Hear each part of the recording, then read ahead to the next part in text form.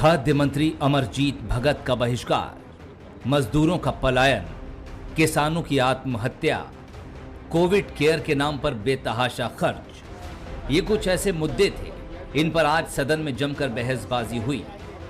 दरअसल विपक्ष भी इस बात को भली भांति जानता है कि सत्र छोटा है और मुद्दे काफी ज्यादा हैं। इसीलिए विपक्ष ने सत्र में चर्चा से भागने के बजाय मुद्दे उठाने की रणनीति बना रखी है।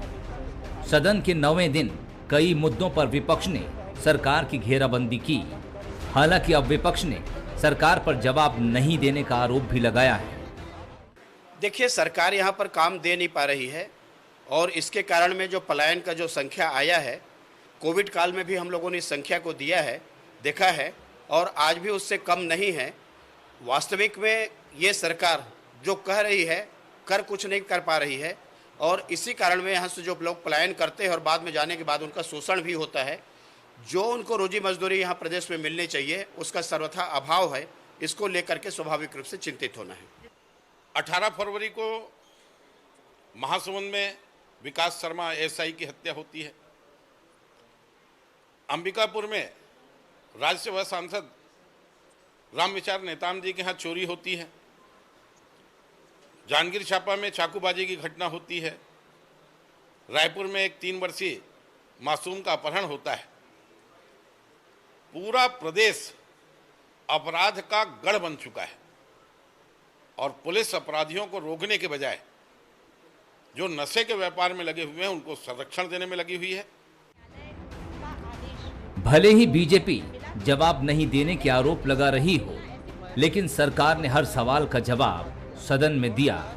लेकिन कई खामियां भी सत्ता पक्ष में नजर आईं, जिन्हें सरकार को स्वीकार भी करना पड़ा। आदरणीय धर्मलाल जी कौशिक जी प्रश्न कर रहे थे कि आत्महत्या करने वाले किसानों के मुआवजा के संदर्भ में प्रदेश में कुछ नियम बनना चाहिए। दुर्भाग्य है 15 साल हुकूमत में रहने के बाद भी इस दिशा में उन लोगों ने पहल नहीं की और सरकार की ओर से उत्तर आया। आदरणीय श्री ताम्रध्वज साहू जी ने इसका उत्तर दिया और उन्होंने आंकड़े पेश किए कि भारतीय जनता पार्टी के हर 3 साल में जो आत्महत्याएं हुआ करती थी उसकी तुलना में अभी जो आंकड़े दिए जा रहे थे 570 के आसपास, वो आंकड़े आधे से भी कम हैं। तो परिस्थितियां बदल गई हैं। विधानसभा में जो भी मुद्दे उठे उन पर चर्चा खूब हुई। विपक्ष अपनी आक्रामक रणनीति से मुद्दों को उठाने के साथ साथ उन पर कार्यवाही कराने में भी सफल रहा। ऐसे में पूरे सत्र के दौरान विपक्ष की आक्रामकता और मुद्दों को लेकर गंभीरता चर्चा का विषय बनी हुई है। मोहन तिवारी, बंसल न्यूज, रायपुर।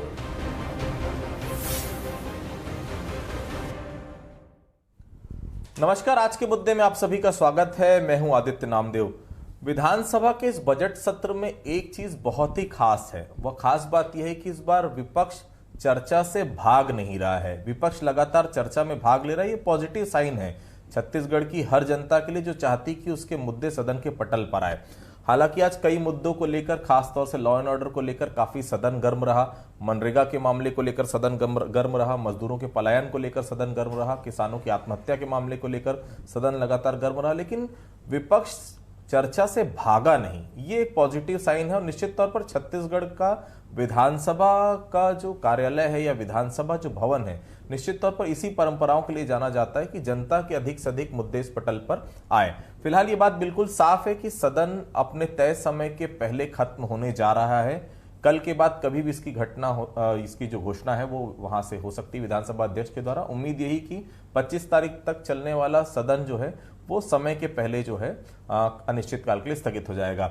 आज भी सदन में जो चर्चा हुई, निश्चित तौर पर उसमें भारतीय जनता पार्टी ने दमखम के साथ सामने आई और सत्ता पक्ष ने भी कोशिश की कि हर उत्तर जो है, प्रश्न का जो हर उत्तर है वो विपक्ष को देने में यहाँ पर सरकार सफल भी हुई। तो फिलहाल आज सदन में आर पार में हम चर्चा करेंगे। हमारे साथ चर्चा करने के लिए 3 खास मेहमान मौजूद हैं। हमारे साथ मौजूद हैं अनिरुद्ध दुबे जी, वरिष्ठ पत्रकार हैं, मैं बहुत बहुत स्वागत करता हूं उनका।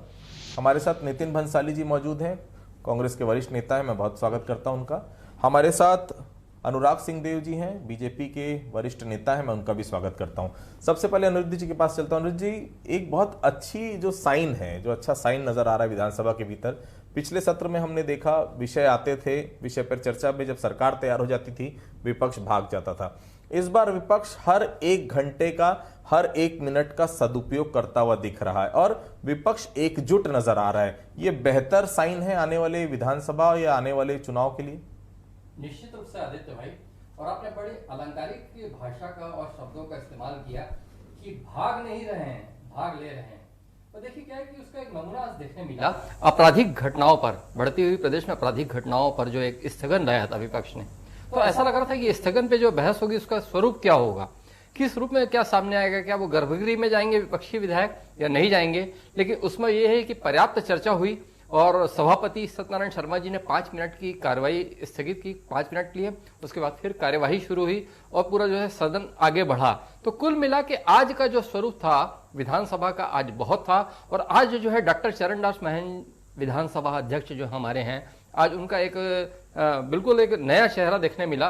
और वैसे भी वो जो है मतलब और जितने विधानसभा अध्यक्ष हुए उनसे बड़े लीक से हटकर दिखे। उन्होंने एक मुद्दे पर कहा, जब पलायन पे चर्चा हो रही थी और पलायन पे बात हो रही थी, तो उन्होंने एक लाइन कहा जो बड़ी महत्वपूर्ण है कि पलायन छत्तीसगढ़ के माथे पर कलंक है। बिल्कुल। अनुराग जी, बहुत एकजुट नजर आ रही है भारतीय जनता पार्टी। 1.5 साल बाद चुनाव पे भी जाना है और ये अच्छा साइन भी है। सरकार भी चाह रही थी, लेकिन हालांकि समय बहुत कम है और समय देना चाहिए था, लेकिन फिर भी 1-1 मिनट का सदुपयोग करते हुए विधायक नजर आ रहे हैं। संख्या में कम है, लेकिन ये 14 निश्चित तौर पर 70 पर कभी कभी भारी नजर आते हैं। अनुराग जी, देखिए आदित्य जी, बिल्कुल सही है, हम संख्या में कम हैं लेकिन घाव गंभीर कर रहे हैं। एक कहावत है, देखन में छोटे लगे घाव करे गंभीर। तो आज एक तरीके से इस सत्र के दौरान भारतीय जनता पार्टी के विधायकों ने एक बहुत सकारात्मक और एक तीखे विपक्ष की भूमिका निभाई है। और उसका कारण मैं मुख्य रूप से मानता हूं, छत्तीसगढ़ में जो पिछले 3.5 साल के अंदर अराजकता और कुशासन का एक स्पष्ट उदाहरण देखने को मिले हैं, उसका एक अभिव्यक्ति विधानसभा के अंदर हुई। आप देखिए कि इतने, आदित्य जी, कि इतने विषय उठे और सरकार को उस पर बैकफुट में जाना पड़ा। सरकार कई जगह जवाब देने की स्थिति में नहीं थी। मैं तो एक प्रश्न पर बहुत भौचक था जब ये देख रहा था कि सरकार ने 5 लाख नौकरियों के दावे किए थे, और जब विपक्ष ने पूछा, नेता प्रतिपक्ष ने, शिवरतन शर्मा जी ने पूछा, तो 16,000 कुछ भर्तियां के आंकड़े सरकार ने दिए वहां पर। और फिर इसके बाद उसका स्पष्टीकरण आया कि हम तो रोजगार की बात कर रहे थे। फिर उसमें प्रमाण दिया गया कि आप तो सरकारी नौकरी की ही बात कर रहे थे। तो ऐसे स्पष्ट रूप से एक देखने को आया कि सरकार के जो खोखले और बेबुनियाद दावे थे, उसको इस विधानसभा के अंदर बेनकाब करने का काम विपक्ष ने किया है। दूसरा, फॉरेस्ट का एक उदाहरण ले लीजिए।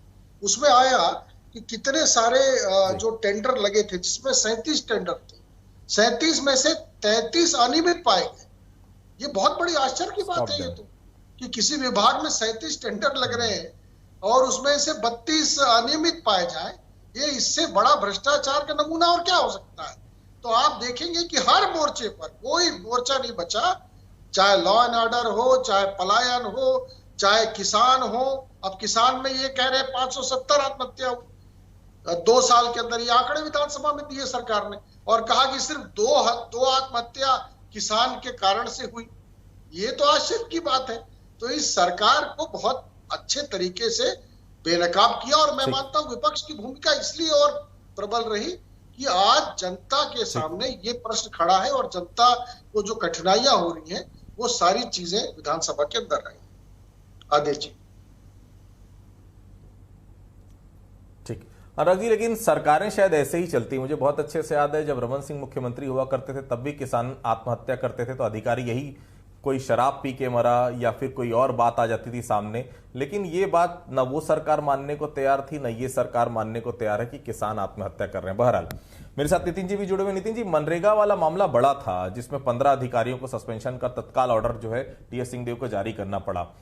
कानून व्यवस्था में लगातार घिरते हुए आप नजर आ रहे हैं, लगातार चाकूबाजी हो रही, कहीं हिट एंड रन का केस हो रहा है, कहीं गैंग रेप हो रहा है। ये ऐसा नहीं लग रहा है लगातार लॉ एंड ऑर्डर की स्थिति खराब हो रही है छत्तीसगढ़ में? और विपक्ष कोई सवाल उठाए क्या उसके बाद ही कार्रवाई होनी चाहिए? पहले से सरकार को नहीं दिखता कहीं कुछ गलत हो रहा है तो? सरकार बिल्कुल संवेदनशील है, हर मामलों पे सीधा माननीय मुख्यमंत्री जी की नजर रहती। मैं बता दूं, विधानसभा जो है वो लोकतंत्र में मंदिर कहा जाता है लोकतंत्र का, और उस मंदिर के हिसाब से या उसके धर्म का पालन करते हुए पक्ष और विपक्ष का काम है सवाल पूछना, पक्ष का काम है जवाब देना। हमारी जवाबदेही है, हम पक्ष में हैं तो हमारी जवाबदेही बनती है। विपक्ष सवाल करे, हम उसका जवाब देंगे। आप देखिए, ऐतिहासिक इसमें कई निर्णय हुए हैं कि इन्होंने सवाल किया, और जहां पर किसी विषय में, जैसे कि आपने मनरेगा की बात की, तो मनरेगा में किसी विषय पर यदि संदेह भी हुआ तो तत्काल इस विभाग के मंत्री माननीय टीएस सिंहदेव जी ने 15 लोगों के निलंबन के आदेश विधानसभा में जारी किए।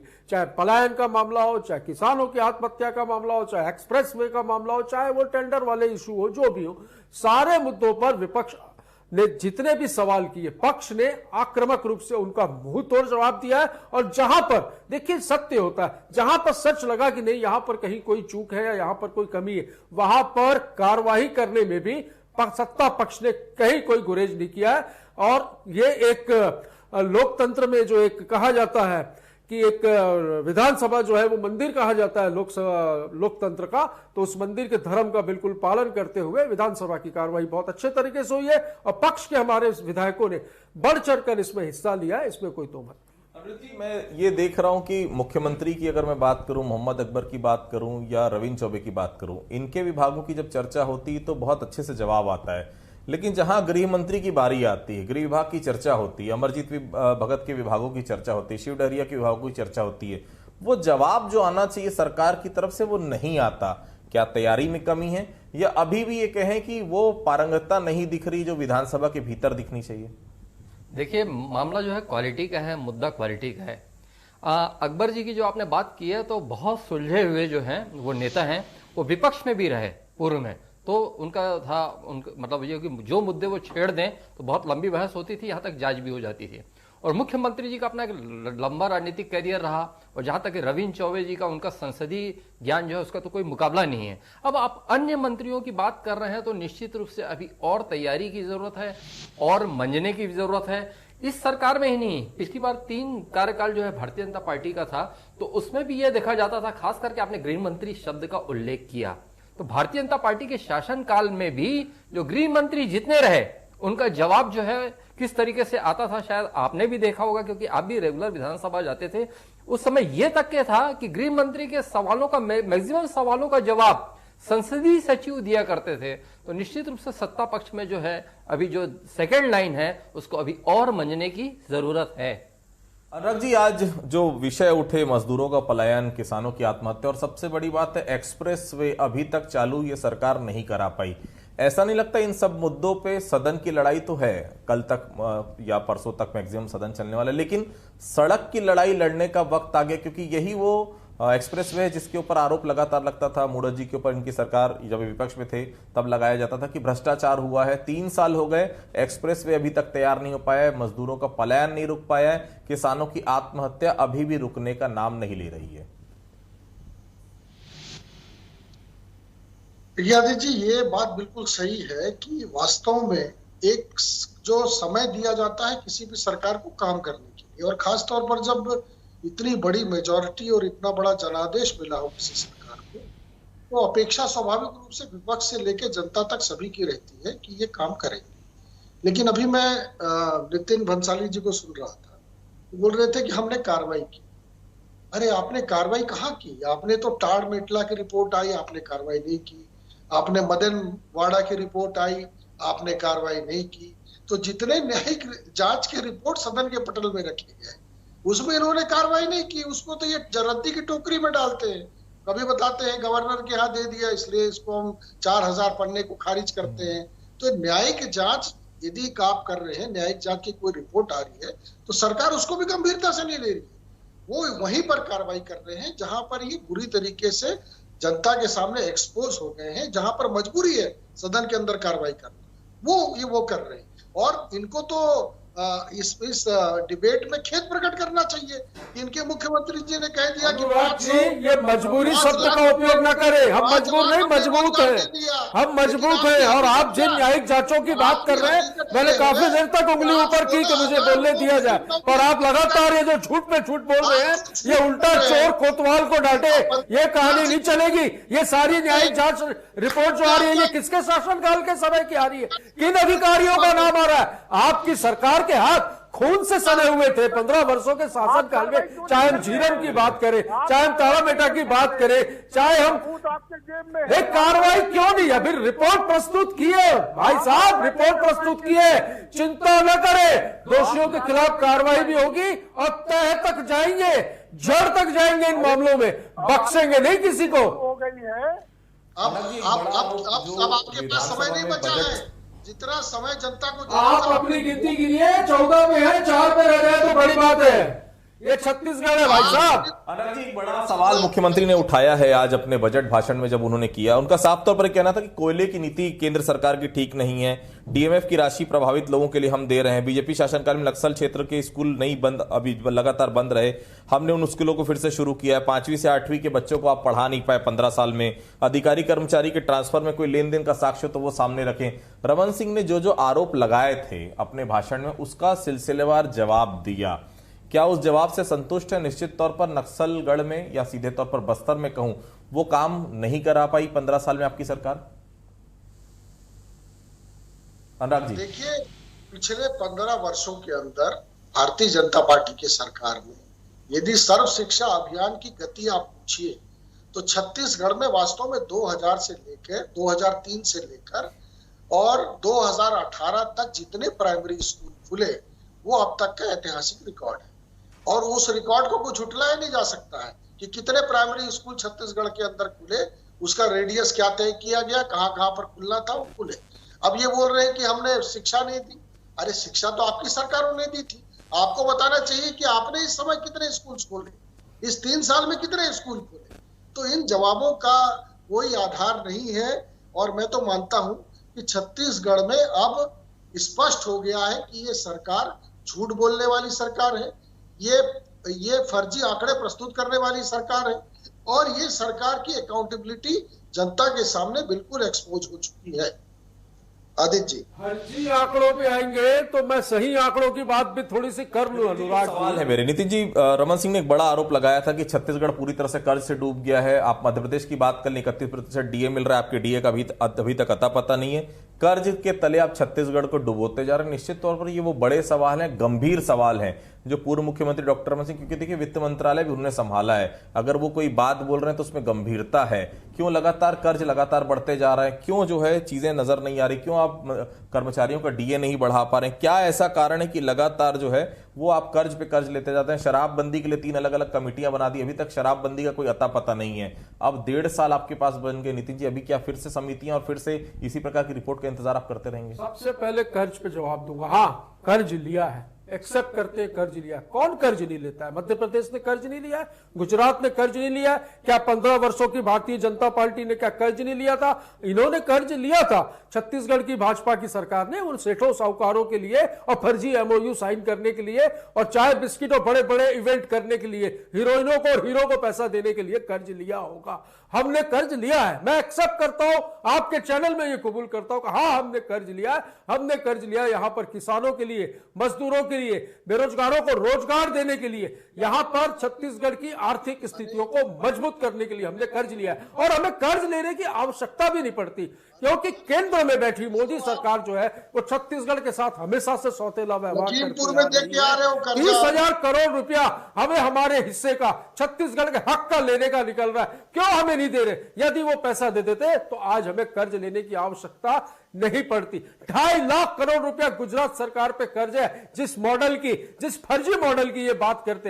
हाल ही में शिवराज सिंह चौहान ने मध्य प्रदेश में 50,000 करोड़ लेने के लिए वो जो तैयारियां होती है वो तैयारी की है। मैंने कल या परसों ही अखबारों में पढ़ा है, न्यूज चैनल्स में देखा है। तो कौन कर्ज नहीं लेता? हमने कर्ज लिया है प्रदेश के विकास के लिए, जो कि दिख रहा है छत्तीसगढ़ मॉडल की पूरे देश में। जवाब दे दीजिए आदित्य जी। मैं आपको बहुत क्लियर कर दूं, 16,000 रुपए प्रति व्यक्ति भारतीय जनता पार्टी के सरकार में प्रति व्यक्ति कर्ज था, ये बात मैं मानता हूं। आज इनके सरकार में प्रति व्यक्ति 3.5 साल के अंदर 40,000 रुपए प्रति व्यक्ति कर्जा है, जो कि लगातार बढ़ रहा है। अब ये बोले किसानों के लिए लेते हैं, ये छत्तीसगढ़ के किसानों के लिए नहीं लेते हैं। यहाँ तो ये किसान की आत्महत्या पर एक फूटी कौड़ी नहीं देते, लेकिन लखीमपुर के किसान के लिए 50 लाख रुपए जरूर छत्तीसगढ़ के जनता के खाते से देकर आते हैं। तो ये राजनीति करने वाले लोग हैं, ये कर्जा यहाँ के लिए नहीं ले रहे। वो भी तो किसान थे। आपके नेता के बेटा ने, आपके केंद्रीय गृह मंत्री के बेटे ने गाड़ियों से कुचल दिया था वहां पर। आप उन चीजों को नहीं समझ रहे, उन चीजों को नहीं जान रहे। अपने मैंने कहा ना, उल्टा चोर कोतवाल को डांटे वाली बात कर रहे हैं। प्रति व्यक्ति 1,16,000 क्यों इस्तीफा नहीं दिया आपके केंद्रीय गृह मंत्री ने? रुपए तो कर्ज चढ़ा दिया। नहीं, यदि आप उत्तर प्रदेश लखीमपुर खीरी चलेंगे तो मेरे पास बोलने को बहुत कुछ है अनुराग जी, जवाब नहीं दे पाएंगे, निरुत्तर हो जाएंगे आप। बोलेंगी और एनसीआरबी के नेशनल क्राइम रिकॉर्ड ब्यूरो के आंकड़े बताते हैं कि छत्तीसगढ़ इस पूरे देश में 2018 में आपके शासनकाल तक किसानों की आत्महत्या के मामले में पूरे देश में तीसरे नंबर पर आता था। ये रिकॉर्ड उठाकर आप देख लीजिए, इसमें कमी आई है। आज उन प्रकरणों से आधे प्रकरण रह गए किसानों के आत्महत्या के। और जरूरी नहीं है कि जो आत्महत्या हो रही है वो आत्महत्या सरकार की वजह से हो रही है, ऐसा बिल्कुल भी नहीं है। आत्महत्या के बहुत से कारण होते हैं। जवाब ले लेते हैं। सांसद के घर में चोरी, रामविचार नेता के घर में चोरी हो रही है। अपराध का ग्राफ एनसीआरबी के आंकड़े में देख ले नितिन जी, उसका जवाब भी दे देंगे, लेकिन ये देंगे नहीं जवाब। इसलिए नहीं देंगे क्योंकि इनको फर्जी आंकड़े मैनिपुलेट करके बोलना है। क्यों नहीं देंगे? जवाब देने बैठे, देंगे। आपकी बेचूकी बातों का जवाब नहीं देंगे। राजधानी सुरक्षित नहीं है, चोरी की लगातार घटनाएं इतनी बढ़ गई है छत्तीसगढ़ के अंदर कि वो हालत गंभीर, स्पष्ट रूप से रोज देखिए, आप अखबार पढ़ लीजिए, रोज न्यूज चैनल में देख लीजिए, इतनी बड़ी घटनाएं हो रही है, आप कोई कार्रवाई नहीं कर रहे हैं। तो आज आपकी पुलिसिंग के बारे में गृह मंत्रालय का परफॉर्मेंस विधानसभा के अंदर क्या रहा? उत्तर देने से बचते रहे आपके गृह मंत्री जी, सही जवाब नहीं दिया।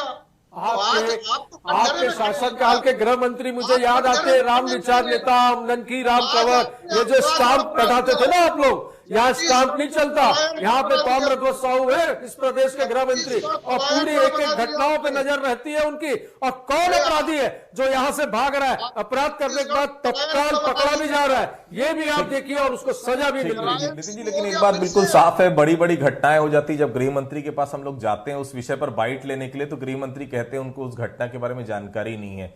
शायद छत्तीसगढ़ में जितने भी गृह मंत्री हुए अधिकतरों को स्टाम्प की तरह ही रखा जाता है। बहरहाल मेरा सवाल अनिरुद्ध जी से है, फाइनल कमेंट में लेने जा रहा हूं उनसे। अनिरुद्ध जी, जो विधानसभा सत्र जो है वो अवधि के पहले समाप्त होने जा रहा है, वो साफ तौर पर नजर आ रहा है। लगता है ये सत्र जो है जिन उम्मीदों को लेकर शुरू किया गया था वो उम्मीद पूरी हो पाई जनता की? जी हाँ, निश्चित रूप से जो है छत्तीसगढ़ राज्य बनने के बाद ये सबसे छोटा सत्र है, और जहां तक कि जिन उम्मीदों को लेकर जो सत्र आयोजित था वो निश्चित रूप से वो पूरा हो रहा है। क्योंकि थोड़ी देर पहले हम चर्चा कर चुके हैं कि विपक्ष भागा नहीं, विपक्ष ने चर्चा में हिस्सा लिया। और मेरा ये मानना है कि भविष्य में भी जो है बजट सत्र बहुत लंबा नहीं होना चाहिए, 13 या 15 ही बैठकें रखी जानी चाहिए। और जहां तक कि अनुदान मांगों की चर्चा, उसमें उसका विशेष उल्लेख होता है, उसकी बात होती है, तो उसमें सधे हुए लोग दोनों पार्टियां रखें। और बाकी जो जहां तक कि नए विधायकों की बात है, तो प्रश्नकाल, ध्यानाकर्षण, शून्यकाल, ऐसे बहुत से अवसर होते हैं। तो ये जो एक अपनी सार्थकता को इस बजट सत्र ने साबित किया, और बजट सत्र हमेशा ऐसा छोटा और अच्छा होना चाहिए। ये अलग बात है कि जब कांग्रेस विपक्ष में थी तो इसी प्रकार छोटे सत्र होने पर भारतीय जनता पार्टी को घेरती थी, जब भारतीय जनता पार्टी सत्ता पे थी। अब जब कांग्रेस सत्ता पर है तो भारतीय जनता पार्टी घेरती कि सत्र छोटा नहीं, सत्र और बड़ा होना चाहिए। लेकिन बेहद साफ है, किसानों की आत्महत्या तब भी होती थी, किसानों की आत्महत्या आज भी हो रही है। तब भी किसान या तो शराबी बताए जाते थे या दूसरे कारण से उनकी आत्महत्या के कारण गिनाए जाते थे, आज भी वही है। सरकारें शायद इसी तरह से चलती है, पक्ष विपक्ष अपनी जगह बने रहता है। लेकिन जिस तरह से सदन की कार्रवाई चल रही है, निश्चित तौर पर यह काबिले तारीफ है विपक्ष के लिए भी कि विपक्ष इस बार भागा नहीं, सदन में भाग ले रहा है। ये निश्चित तौर पर बहुत अच्छे संकेत हैं छत्तीसगढ़ विधानसभा के लिए और छत्तीसगढ़ की हर जनता के लिए। तो आज के मुद्दे में आप सभी लोग हमारे साथ जुड़े, आप सभी लोगों का बहुत बहुत शुक्रिया, बहुत बहुत धन्यवाद। तो आज के मुद्दे में फिलहाल इतना ही। कल किसी